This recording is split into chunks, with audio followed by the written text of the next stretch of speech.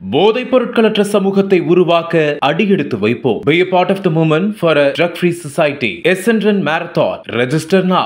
GT Holidays, South India's #1 travel brand. You know you are special when you're with GT Holidays. ஒரு 8ஆம் class படிக்கக்கூடிய மாணவி படிக்க போகிறேன் அப்படின்னு சொல்லிட்டு வீட்டிலேருந்து போயிருக்காங்க. போய் 2 நாளாகவும் காணோம்.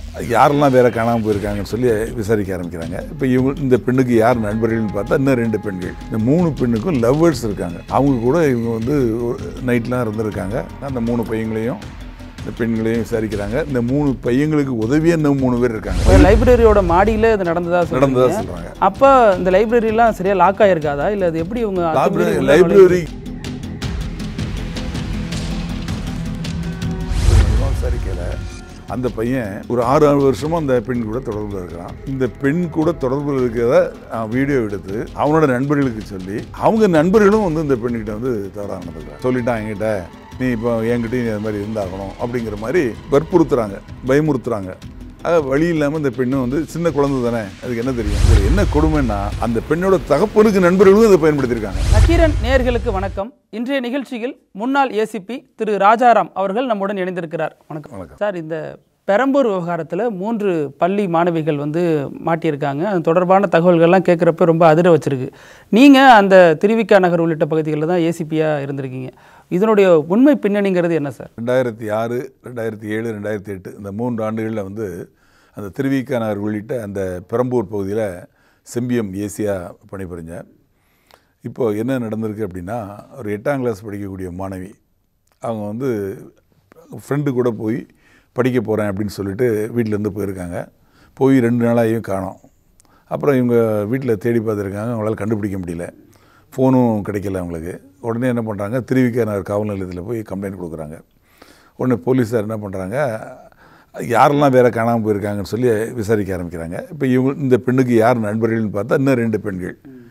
அது வந்து லேப் டெக்னீஷியன் படிக்கக்கூடிய எண்ணூரை சேர்ந்த ஒரு பெண். அந்த பெண்ணுக்கு ஒரு 14 வயசு இருக்கும். அப்புறம் 12th படிக்கக்கூடிய வில்லிவாக்கத்தை சேர்ந்த ஒரு பெண், 16 வயசு அவங்களுக்கு. அவங்களும் 3 பேருமே மிஸ் ஆகியிருக்காங்கன்னு தெரியுது.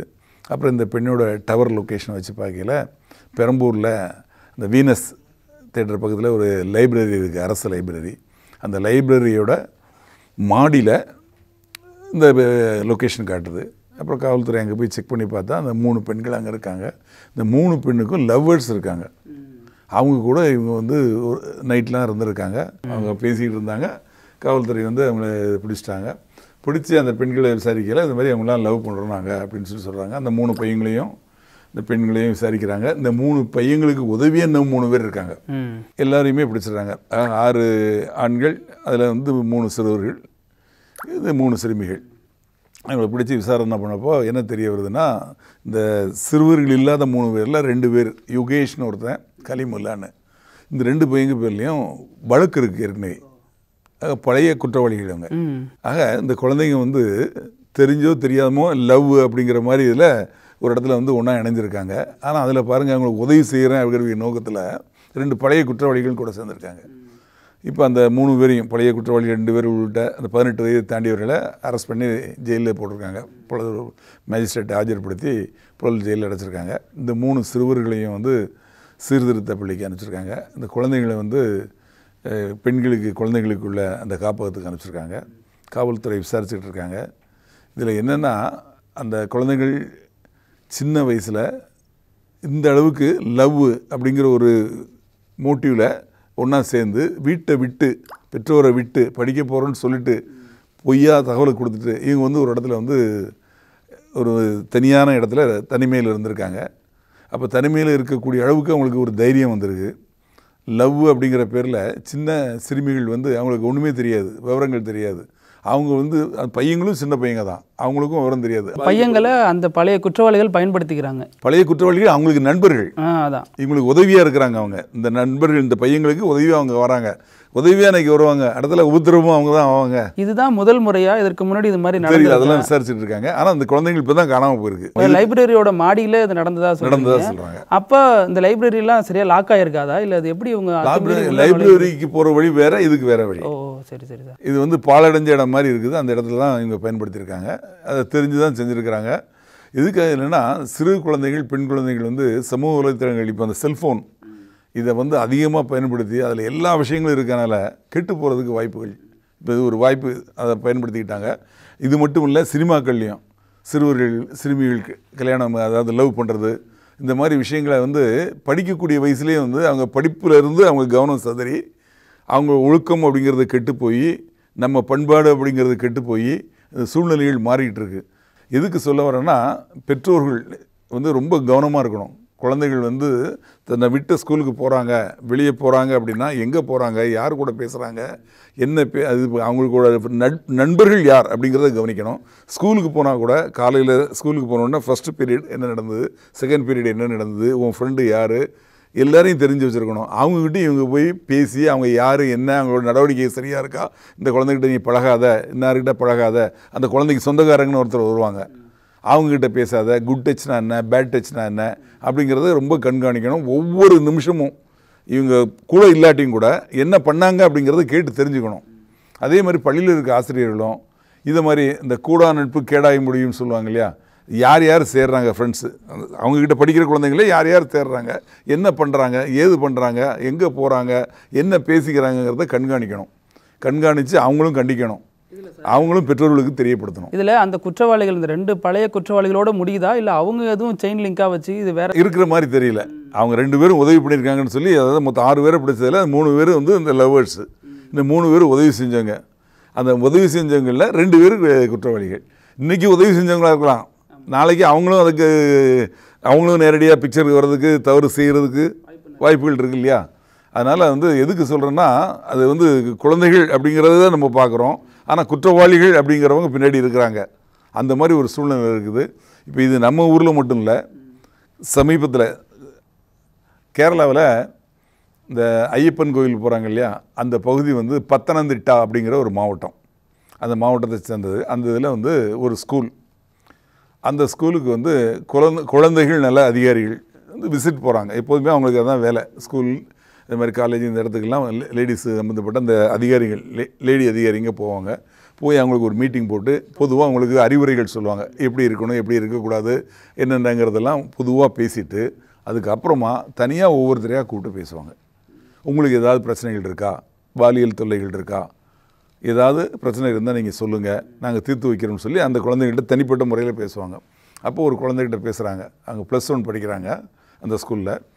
கேட்குறப்போ அந்த பொண்ணு சொல்கிறாங்க, நான் 13 வயசு 6ஆம் கிளாஸ் படிக்கிறப்போவே என் கூட படிக்கிற பையன் ஒருத்தன் நம்மகிட்ட தவறாக நடந்துக்கிட்டான் அப்படின்னு சொல்கிறாங்க. அப்படியா அப்படின்னு சொல்லி இவங்க கேட்குறாங்க. அதுக்கப்புறம் என்னாச்சு அப்படின்னு விசாரித்து அவங்க கொஞ்சம் கொஞ்சமாக விசாரிக்கலை, அந்த பையன் ஒரு 6 வருஷமாக அந்த பெண் கூட தொடர்பில் இருக்கிறான். இந்த பெண் கூட தொடர்பில் இருக்கிறத வீடியோ எடுத்து அவனோட நண்பர்களுக்கு சொல்லி, அவங்க நண்பர்களும் வந்து இந்த பெண்ணுக்கிட்ட வந்து தவறாக நடந்துக்கிறாங்க. இது வந்து இந்த பெண்ணுக்கு வந்து ஃபோன் கிடையாது, அவங்க அப்பா ஃபோனை தான் இவங்க பயன்படுத்துகிறாங்க. அந்த நம்பரை தெரிஞ்சுக்கிட்டு அந்த நம்பரில் இங்கே எல்லோரும் வராங்க.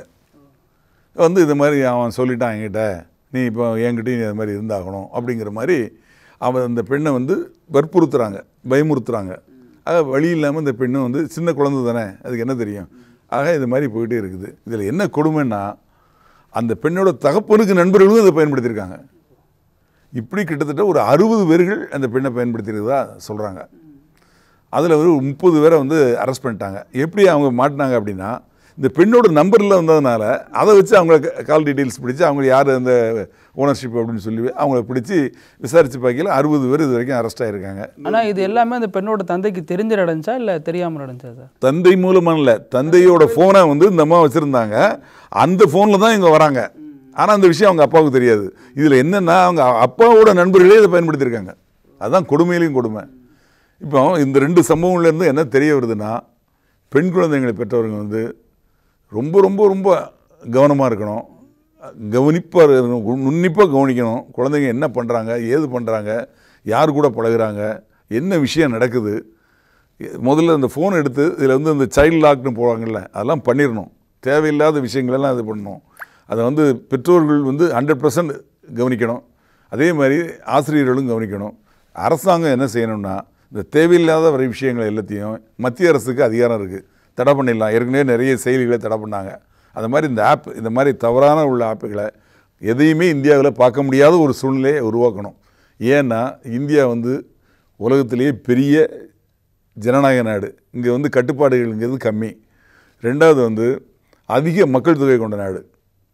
ஆக அதிக அளவில் குழந்தைகள் இருக்கக்கூடிய நாடு, இளைஞர்களும் நிறைய உள்ள நாடு. உலகத்திலேயே நம்ம நாடு தான், அதுலேயும் நம்ம தான் ஃபஸ்ட்டில் இருக்கிறோம். அப்போது அவங்க சீரழிஞ்சு போகிறதுக்கு, கெட்டு போகிறதுக்கு ஒரு வாய்ப்பாகுது. அப்போ தடுக்க வேண்டிய கடமை மத்திய அரசுக்கு இருக்குது இல்லையா? அதை கட்டாயம் அவங்க செய்யணும். செஞ்சால் தான் ஓரளவுக்கு இதை தடுக்க முடியும். சட்டப்படியாக, அதாவது அந்த அளவுக்கு கெட்டு போகிறத தடுக்க முடியும். அது மாதிரி பெற்றோர்களுக்கும் நிச்சயமாக அதில் அவேர்னஸ் இருக்குது. பொதுமக்களுக்கும், இதை பார்க்கக்கூடிய பொதுமக்களுக்கும் சொல்கிறது என்னென்னா, சிறு குழந்தைகள் ஆணும் பெண்ணும் ஃப்ரெண்டாக பழகலாம், தப்பு இல்லை. இந்த மாதிரி தனியாக போகிறாங்க, தனியாக பேசுகிறாங்க, ஒரு தவறான நோக்கத்தில் இருக்கிற மாதிரி தெரிஞ்சால் நீங்கள் உடனடியாக அவங்கள கூப்பிட்டு கேளுங்க. ஒன்றும் தப்பு இல்லை. யார் பெற்ற குழந்தையோ நம்ம குழந்தைங்க மாதிரி தான். என்னப்பா, எங்கே இருக்கிறீங்க, ஏது இருக்கிறீங்க, என்னென்னு கேளுங்க. உங்களை மரியாதை இல்லாமல் கூட பேசுவாங்க. நீ யார், என்ன கேட்குறதுன்னு கூட கேட்பாங்க. கேட்டுட்டு போட்டு பரவாயில்ல, அவங்க கெட்டு போகாமல் தடுத்தோம் அப்படிங்கிற ஒரு திருப்தியாவது உங்களுக்கு கிடைக்கும். அதே மாதிரி அவங்க பெற்றோர்கள் யார் என்னென்னு கேட்டால் அவங்களுக்கும் நீங்கள் தெரியப்படுத்துங்க. இந்த மாதிரி விஷயங்கள் வந்து நமக்கு சம்மந்தம் இல்லை அப்படின்னு விலகி போகாதீங்க. எல்லாருக்குமே பொறுப்பு இருக்குது. அரசாங்கத்துக்கும் இருக்குது, பொதுமக்களுக்கும் இருக்குது, பெற்றோர்களுக்கும் இருக்குது, ஆசிரியர்களுக்கும் இருக்குது. அதனால் இந்த விஷயத்தை பொறுத்தவரை குழந்தைகள், பெண் குழந்தைகள் அப்படிங்கிற விஷயத்தில் ரொம்ப ரொம்ப கேர்ஃபுல்லாக இருக்கணும். ரொம்ப நன்றி சார், உங்கள் நேரத்துக்கு நிறைய கருத்துக்களை பகிர்ந்துக்கிட்டீங்க. நன்றி. நக்கீரன் டிவிக்கு சப்ஸ்கிரைப் செய்யுங்கள். உங்கள் ஆதரவே எங்கள் பலம். ஆசிரியர்களுக்கு நண்பனாகவும் மாணவர்களுக்கு ஆசானாகவும் திகழும் தேர்வு வழிகாட்டி. ஒவ்வொரு பாடத்திற்கும் அனுபவமிக்க ஆசிரியர்களின் துல்லியமான தெளிவான விடைகள். CNC இருக்கு, தேர்வு பயம் எதற்கு? இது தீரன் பப்ளிஷிங் ஹவுஸ் விற்பனை வெளியீடு.